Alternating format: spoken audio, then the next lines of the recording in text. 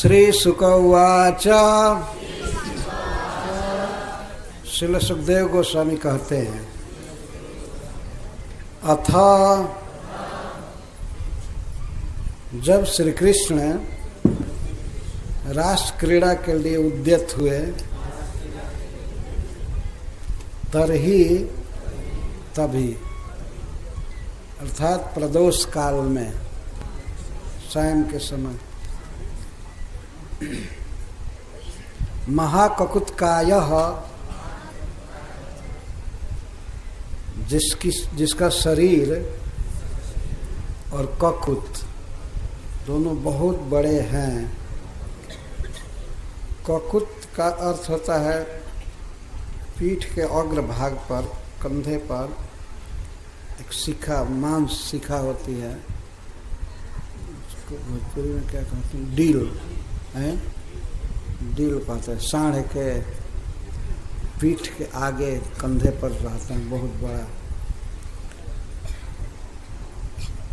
Jersey Cersei में नहीं होता है जर्सी गाय में नहीं होता है, काऊ में नहीं होता है, गाय में होता है। महाककुत्काय, महत् अत्युच्चम ककुत पृष्ठाग्र शिखा तथा भूत कायः जस्य स अरिष्ट, अरिष्टाख्य, अरिष्ट जिसका नाम है, वृषभासुर जो बैल के रूप में वास्तव में असुर है, खुर विक्षता महिम, अपने खुर से विदारित पृथ्वी को कंपाते हुए गोष्ठ में आया। दूसरे श्लोक से इसका अन्वय है, अथ तर्ह्यागतो गोष्ठम अरिष्टो वृषभासुरः महिम महाककुत्कायः कंपयन् खुरवीक्षताम्। गोष्ठ में अर्थात गोष्ठ के निकट जहाँ गौएं रहती थी ब्रज में, शाम के समय वन से गौएं आ गई थी ब्रज में, सब दोहन भी हो चुका था गौओं का। और प्रतिदिन की भांति श्री कृष्ण बहुलाष्टमी के दिन वे अब निकल रहे थे, रासलीला के लिए तैयार हो गए थे। भगवान की रासलीला प्रति रात्रि होती थी, दिन में गोचारण और रात्रि में रास। रास में जाने के लिए ज्यों उद्यत हुए, तेमही उसी समय तरही वृषभासुरः अरिष्टः महिम कंपयन् गोष्ठम विवेश। गोष्ठ में आया, गोष्ठ के निकट आया।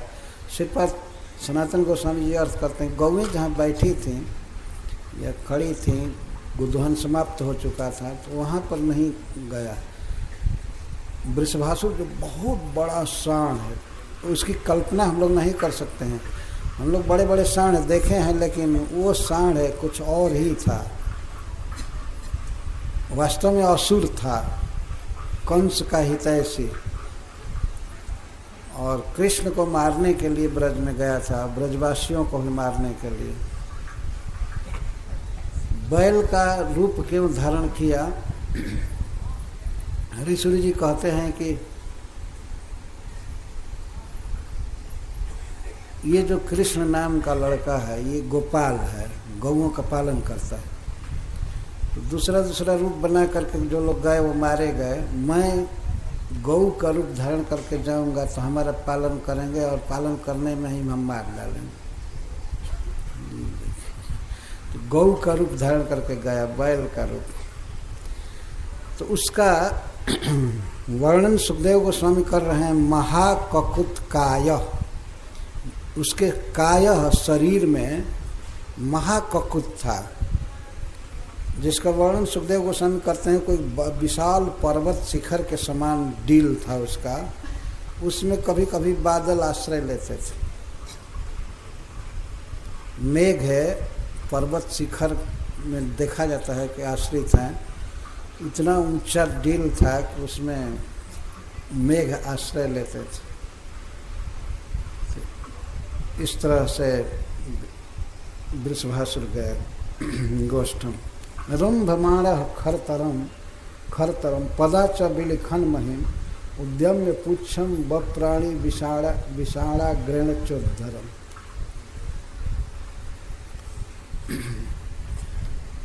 आगतः वहाँ शुरू में ही है क्रिया।